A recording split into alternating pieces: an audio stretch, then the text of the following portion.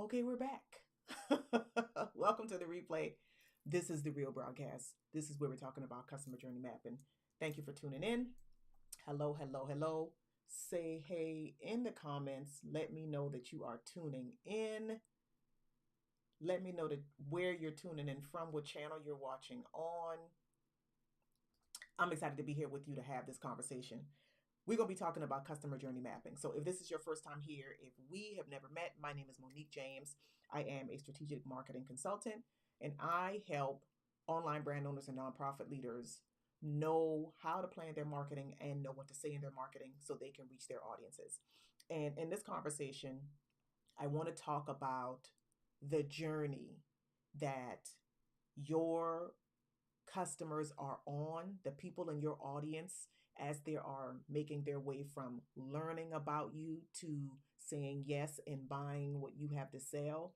They're on a journey, and how, if you plan your marketing appropriately with this information in mind, you can design your messages to meet them where they are and essentially escort them to the thing that you want them to do, to the end result, which is the buying, the clicking, the whatevering. So let's talk about customer journey mapping. So what is that? What is it? Some of you may have heard this term before, and essentially what this is where you, as the brand owner, you are visualizing, you are mapping out all of the steps that your customer will go through from becoming aware of you to purchasing your thing and beyond. Because you, as a consumer, understand that even you go through a process, you go through some steps. And so, as the marketer, as the business owner, when you are aware that first they're going to go through some steps, so I want to make sure that as they're going through those steps and kind of filtering information and weighing information in different ways, I want them to arrive at the solution that I have to offer, which allows you, which guides you in the marketing, in the planning of the marketing, so you can meet them at those steps. All right. So, why do you want to do that? Why would anybody go through this? What do you do this for? Well, it helps you first identify the pain points, the apprehension triggers, the objections that your intended customers will be experiencing, and you see those exact same objection points as opportunities for you to insert new marketing, for you to insert something that creates the experience that you want them to have, so that they, again, get to the solution that you want them to arrive to, which is saying yes. It allows you to kind of create an experience that they enjoy. They are more satisfied with their purchase, with their experience with you. And because they're more satisfied, what are they going to do? They're going to tell more people, they'll become more loyal, all of the things that you want.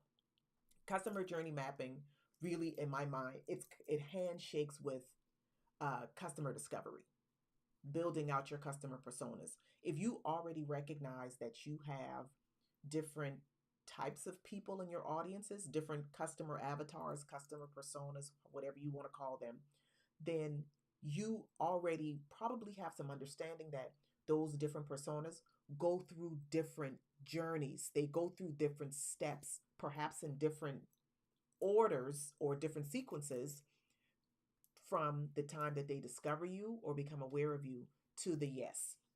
And if you don't yet realize that, then I'm here to tell you that that is the case. Unique customers have unique journeys. And for you, as the brand owner, it is an opportunity to create experiences that they enjoy.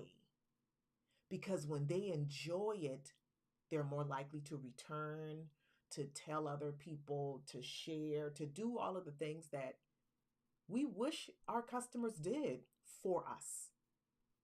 It creates that reciprocity because we've taken the time to create an experience that they like to participate in. So then they reciprocate by sharing that experience with more people.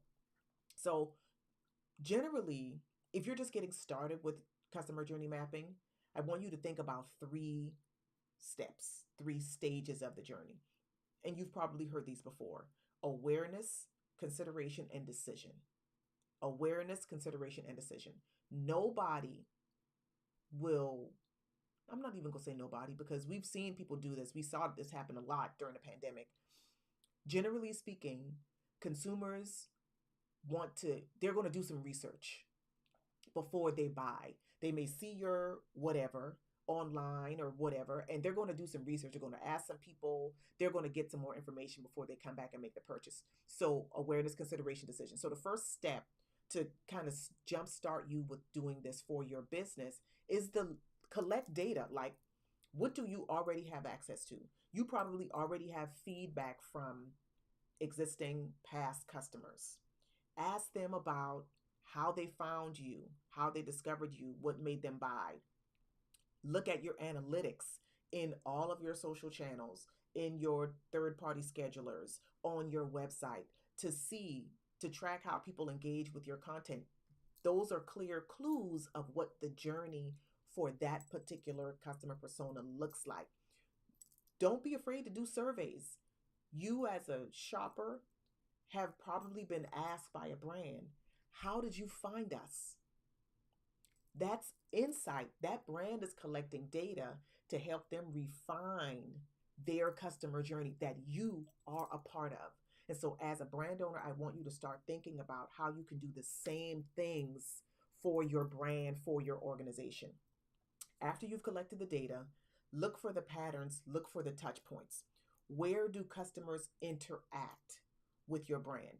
Do you meet them at an event and exchange business cards, and then you send a follow-up email, and then y'all have a one-on-one coffee chat or whatever, and then maybe they do some social surveillance, and then maybe you have another one-on-one meeting? Like, what happens? Do they see your ad and then they sign up for your lead magnet, and then they get a follow-up automated email sequence, and then they buy? What happens after that? They'll, being aware of that journey that they are going through allows you to design your marketing to meet them at every stage. And that is a tremendous opportunity because it allows you to then start to be able to predict and forecast your income. You can gauge how much money you're going to make. You're not shooting in the dark anymore. You're allowing the data to help you make informed decisions and and designing your marketing to create the results that you want. So, after you've identified those touch points, look for the gaps. What are you missing? Are you missing the follow-up email after you exchange business cards with them at the networking meeting?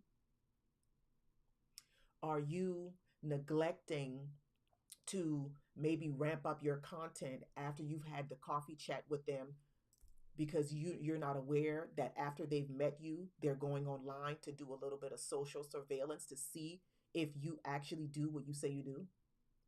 Are you missing are you missing the thank you for signing up after they sign up for the lead magnet? Or are you missing the follow-up sequence that nurtures them after they've signed up for the lead magnet? I guarantee you there are gaps. And it's okay because every gap presents an opportunity that you can design something. That could be an email. There's probably going to be an email. That could be a video that gets delivered via email.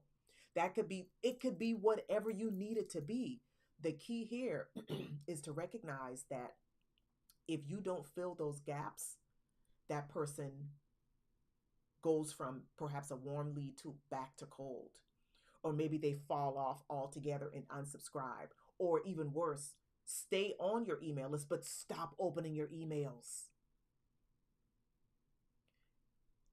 When you are aware that your potential customers have internal questions or conversations that are going on that are prohibiting them from taking the action that you want them to take, when you're aware that the internal universe is happening, you have an opportunity to design your marketing to answer those questions. You can design your marketing to address those objections. I used to work in telemarketing. One of my first jobs, like in high school, was in telemarketing. And a core part of my training was anticipating the objections and then being ready to address and overcome the objections. When you know the objection's going to come, you're not surprised. You're actually ready for it because you know, oh, this is just another opportunity to give more information or to answer this question or to address the concern, which gets them closer to the yes. And so if you are designing your marketing campaigns to do this, to answer the questions that they're having, to meet them where they are, not being afraid of admitting that they probably don't trust me because they don't know me. So maybe that means I need to show up more consistently. Or they might have a little tinge of buyer's remorse now that they've paid for this. So maybe I need to create some emails to support them and to teach them how to use the thing to get the most value out of the thing. You see how just being willing to acknowledge what is really happening inside your customers, and you can create opportunities for yourself. You can create opportunities to give you more predictable results. You want your marketing to support them through all of the stages, going from discovering you to being delighted by their interaction, their exchange, their transaction, their relationship, and becoming advocates or sharing their experiences with the people that they care for or that they believe it will help. Do not waste that opportunity. So, I just broke down the a simple journey map that you can start to work on planning your marketing for right now: awareness, consideration, decision. And if you need more support with this, then I want to invite you to join me for Marketing Summer School, which kicks off next Friday, July 19th. That's session 1. Session 2 is the following Friday, July 26th. We're going to talk about customer journey mapping, and I'm going to tell you the questions. I'm going to teach you the questions that at every stage of the journey. We talked about a basic journey. There are more involved journeys. We're going to talk about a more involved journey and the questions that your potential customers have and what they need to see, hear, receive from you to help overcome or answer those questions. So I want to encourage you, if you are watching this and you want to go deeper into your journey map for your brand, register for Marketing Summer School, join me live, join me virtually, join me in person in Augusta, Georgia, if that's where you're located in the CSRA, and take your marketing to another level. Like, I know it's easy to tell yourself that the piecemeal things that you're doing are enough. And maybe they've gotten you from there to here. But if you want to go from here to whatever the next version of your business looks like, then I'm here to remind you that you will have to change your tactics. You will have to change your mindset. You will have to go from tactics to strategy. So that's what I'm here to do. That's what I do. And I'm excited to see you in the room, in person or virtually. So click the link attached to this video, sign up, register for Marketing Summer School, and I'll see you later. Bye.